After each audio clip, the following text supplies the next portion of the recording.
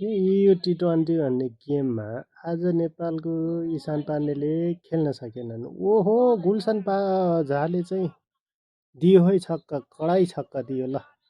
उसले त हान्न सक्छ नि त, उसको त हान्न छक्का त चर्कै दिने मान्छे हो। दोस्रो बलमा ड्याङ्गै छक्का ल, सिधा अगाडितर्फ बाहिर बााउन्ड्री पनि डबल बााउन्ड्री हाने रहेछ बाहिर।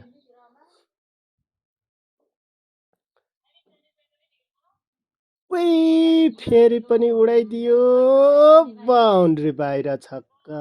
6 रनको लागि लगातार दोस्रो छक्का ल, ब्याक टु ब्याक बााउन्ड्री भन्छन् नि मान्छेहरूले इङ्ग्लिसबाट। हामीले पनि त लु छक्का ल्यायो है केटोले।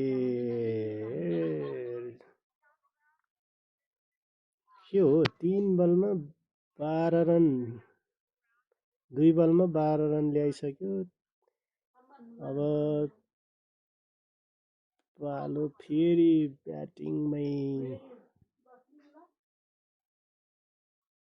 ड्याङ भने त कस्तो पाराको गयो। ओइ झन्डै ल 2 रन ल्यायो, 2 रन चाहिँ पक्कै होला।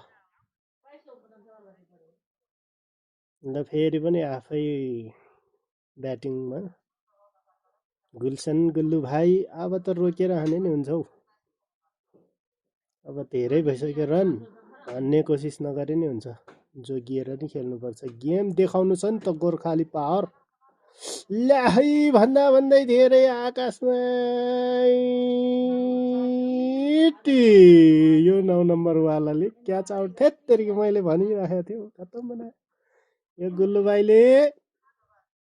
गुल्लु भाइ 12-13 बलमा चाहिँ नि 21 रन बनाएर आउट भयो। राम्रो त राम्रै खेले, तर आउट यति छिटै हुन नहुन्थ्यो, अलि बल खाएर। हेत्तेरिका यार, तै पनि राम्रै भयो, टिमको लागि ठुलै के भन्छ मद्दत मिल्यो। ल ल ल ल ठिक छ, यतिको खेलेपछि अर्को गेम पनि खेल्न पाउँछ होला। ल ल ल ल यो भाइलाई 13 बलबाट 21 रन बनाएर आउट भए। ल धन्यवाद।